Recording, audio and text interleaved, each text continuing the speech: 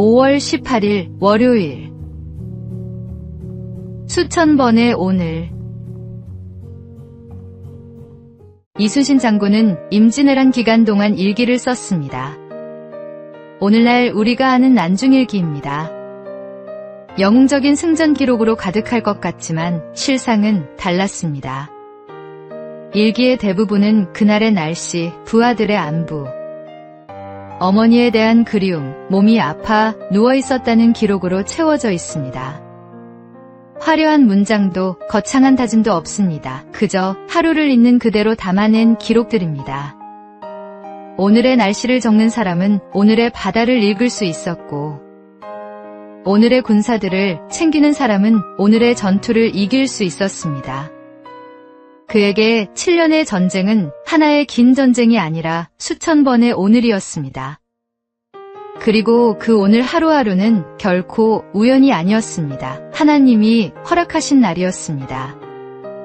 우리는 종종 인생 전체를 바꾸겠다는 거대한 결심을 품습니다. 그러나 인생은 오늘 하루의 합산입니다. 명량대첩의 기적은 아프고 지친 날에도 일기를 쓰고 새벽에 일어나 병사들을 살피고 오늘의 자리를 지킨 수천 번의 하루가 쌓인 결과였습니다. 여호와께서 정하신 오늘 이 하루, 그 하루를 성실히 살아내는 것이 인생을 바꾸는 시작입니다. 오늘이 쌓이면 인생이 됩니다. 오늘의 말씀. 이날은 여호와께서 정하신 것이라. 이날에 우리가 즐거워하고 기뻐하리로다. 오늘의 만나. 오늘 이 하루는 여호와께서 정하신 날입니다. 그 날을 성실히 사는 것이 가장 아름다운 기쁨입니다.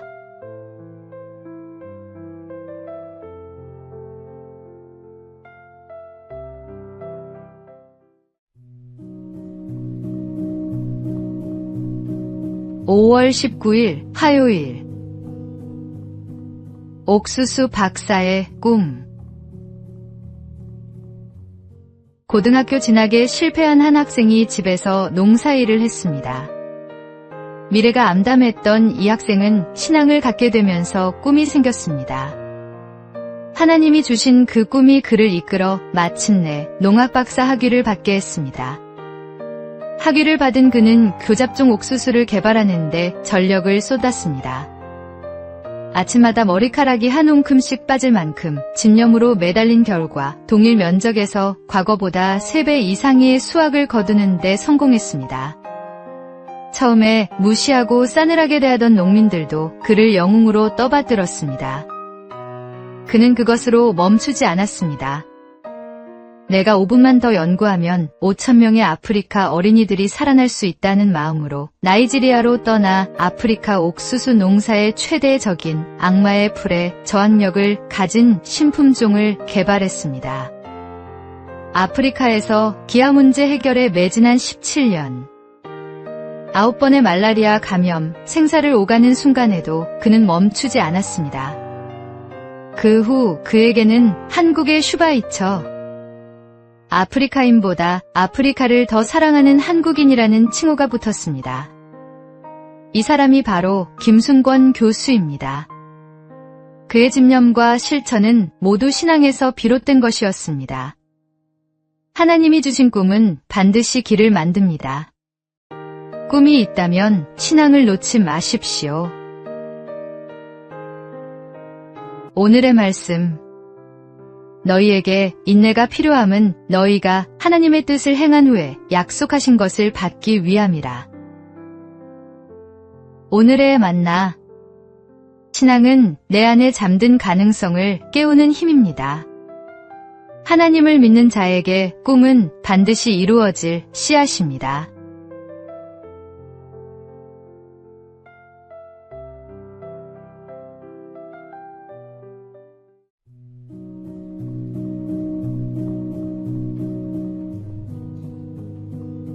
(5월 20일) 수요일.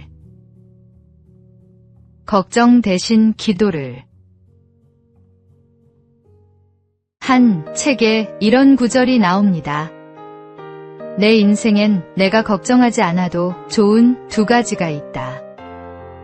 첫째, 내 힘으로 바꿀 수 없는 일에 대해서는 걱정할 필요가 없다. 그런 일을 붙들고 걱정하는 것은 어리석고 불필요하다. 둘째, 내 힘으로 바꿀 수 있는 일에 대해서도 걱정할 필요가 없다. 바꿀 수 있는 일이라면 걱정 대신 직접 행동하는 것이 훨씬 큰 성과를 가져온다. 더군다나 어떤 일을 걱정하는 것은 그 일 자체보다 십중팔구 더 위험하다.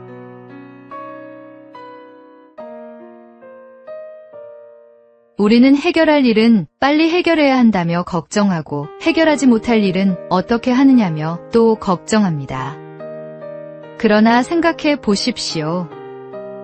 우리가 걱정으로 보낸 하루 중 실제로 그 걱정이 현실이 된 날이 얼마나 됩니까? 걱정은 문제를 해결하지 않습니다. 다만 오늘을 잠식할 뿐입니다.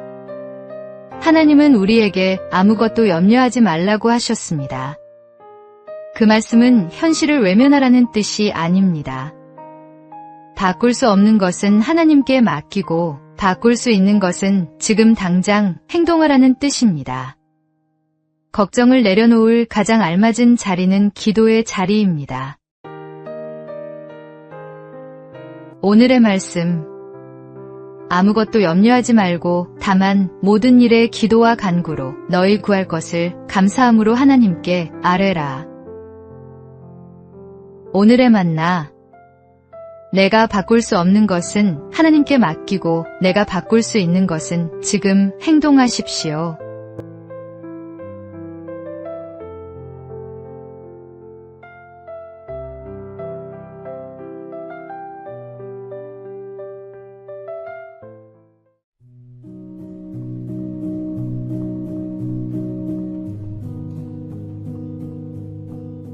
(5월 21일) 목요일. 도자와 도자. 조선시대에는 도둑질을 한 사람의 이마나 팔뚝에 도자를 새기는 자자형이 있었습니다. 평생 지워지지 않는 낙인이었습니다. 같은 마을에서 같은 죄를 짓고 같은 낙인을 받은 두 사람이 있었습니다. 한 사람은 마을을 떠났습니다.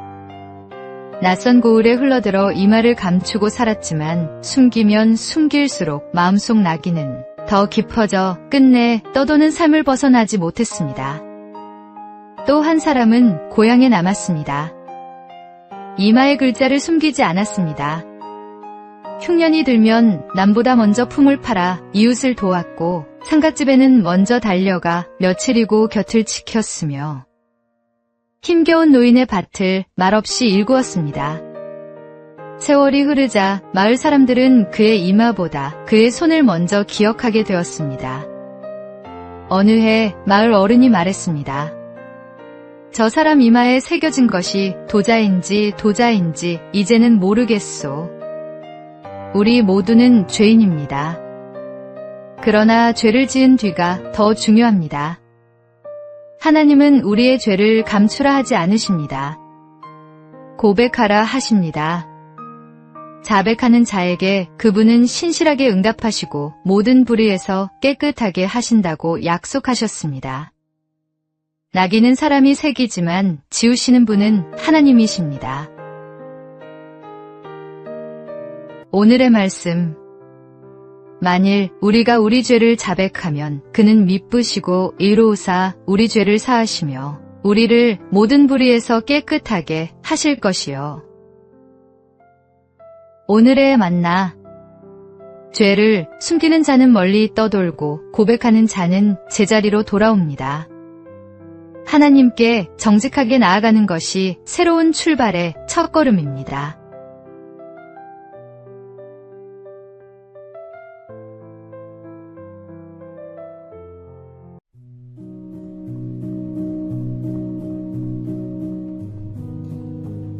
(5월 22일) 금요일.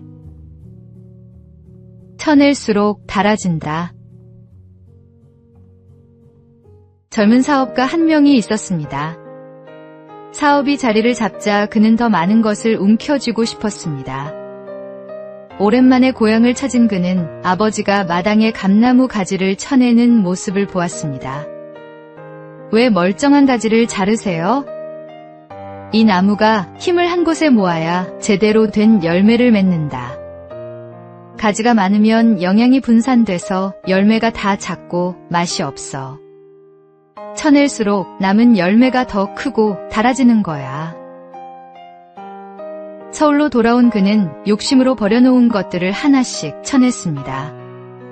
처음에는 잃는 것 같아 두려웠습니다. 그러나 남은 힘을 한 곳에 집중하자 사업은 전보다 훨씬 단단하고 풍성해졌습니다. 쳐냄이 손해가 아니라 더 큰 열매를 위한 준비였던 것입니다. 하나님 아버지께서도 우리 삶의 가지를 살피십니다. 열매를 맺지 못하는 가지는 과감히 제거하시고 열매를 맺는 가지는 더 풍성하게 하려 깨끗하게 다듬으십니다. 그 가지치기가 때로는 아프고 억울하게 느껴질 수 있습니다. 그러나 그것은 버리심이 아니라 더 크고 단 열매를 위한 아버지의 손길입니다. 우리 삶에서 쳐내야 할 가지가 무엇인지 오늘 하나님 앞에 내어놓으십시오. 오늘의 말씀. 무릇 내게 붙어 있어 열매를 맺지 아니하는 가지는 아버지께서 그것을 제거해 버리시고 무릇 열매를 맺는 가지는 더 열매를 맺게 하려 하여 그것을 깨끗하게 하시느니라. 오늘의 만나. 더 풍성한 열매를 맺으려면 먼저 쳐내는 용기가 필요합니다. 오늘 하나님께 맡겨드릴 욕심의 가지가 무엇인지 살펴보십시오.